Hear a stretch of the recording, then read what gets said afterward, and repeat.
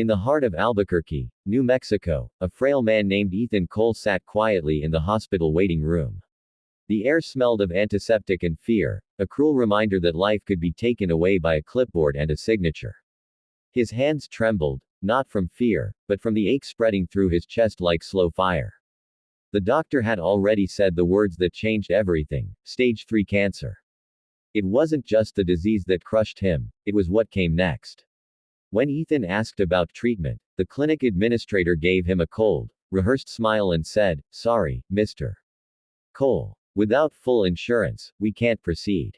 The sentence echoed in his mind like a death sentence written on hospital letterhead. Ethan's voice cracked, fragile with desperation. "Please, I just need a chance," he whispered, his eyes pleading for humanity in a system that had none left. But the receptionist turned her head, pretending not to hear, tapping away at her keyboard as if his suffering were an inconvenience. With every step toward the door, Ethan felt the weight of defeat pressing harder against his ribs. The sunlight outside was blinding, hot, merciless. He stumbled toward his old pickup truck, the edges of his vision blurring, breath shallow. The desert wind blew dust across the parking lot as he collapsed beside the driver's door, his body folding into the gravel, one trembling hand clutching his chest. Then came the sound, a deep, distant rumble growing louder by the second.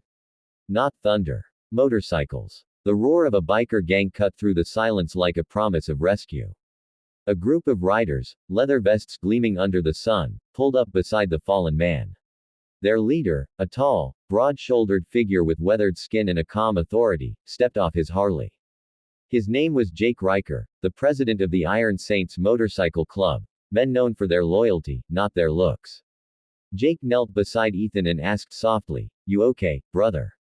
There was no judgment, no pity.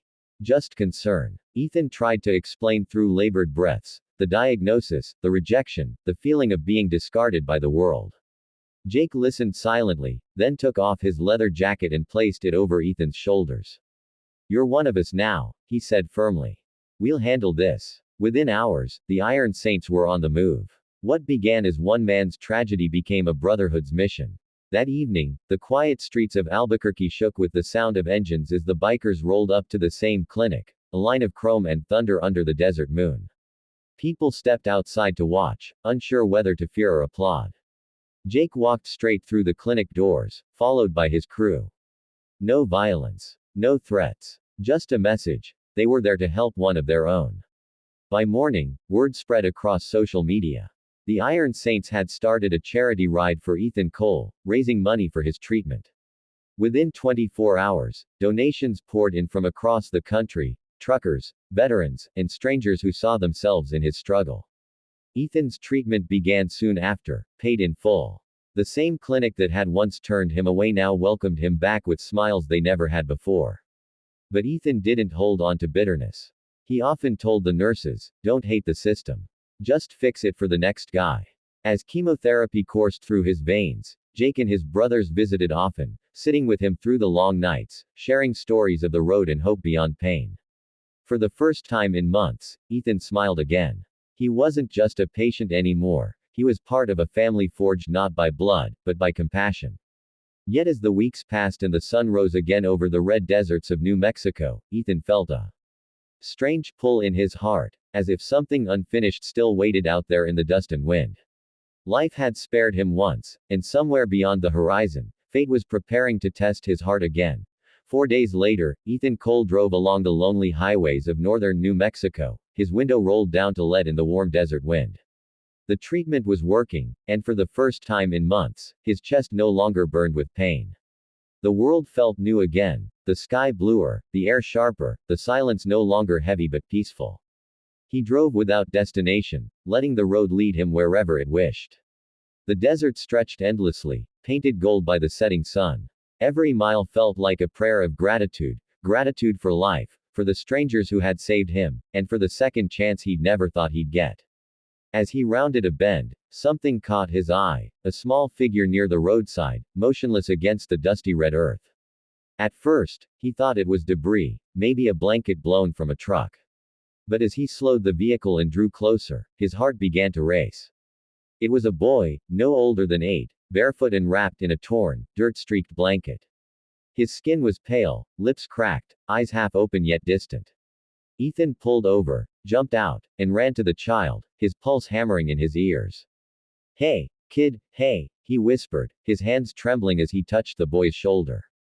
The child's breathing was faint, almost lost in the desert wind. Ethan gently lifted him into his arms, the boy's head resting weakly against his chest. Hang on, kid, Ethan murmured. You're safe now. He drove as fast as his truck could carry them, straight toward the nearest hospital in Santa Fe. Nurses rushed out the moment they saw him carrying the boy inside. Within minutes, doctors surrounded the child, hooking him up to IVs and monitors. Ethan stood by, his heart heavy but hopeful. A nurse approached quietly and said, "He's Apache. No ID. No family listed anywhere." The words sank deep. Ethan's mind flashed back to the day he'd been turned away, alone and desperate. But unlike then, this boy would not face the world without help. For the next 2 days, Ethan stayed in the hospital room, sleeping on a chair beside the boy's bed, making sure he wasn't alone when he woke. When the boy finally opened his eyes, weak but alive, Ethan smiled through tears. "You're gonna be okay, little man," he said softly. Something inside Ethan shifted during those quiet hours, a deep realization that life had come full circle. The man who once begged for help now became the one offering it. Each time he brought food or spoke softly to the boy, he could feel a part of his old pain healing, as if fate had written this moment long before. Nurses noticed the bond forming, whispering among themselves about the man who never left the child's side. By the end of the second day, the boy was sitting up, nibbling on bread, eyes clearer, cheeks no longer hollow. When Ethan stepped out to breathe the evening air, he looked toward the horizon and thought about how kindness had found its way back to him. On the 4th day, Ethan returned home, exhausted yet peaceful. The house was quiet, the desert outside glowing beneath the orange twilight. Then came a gentle knock on his door.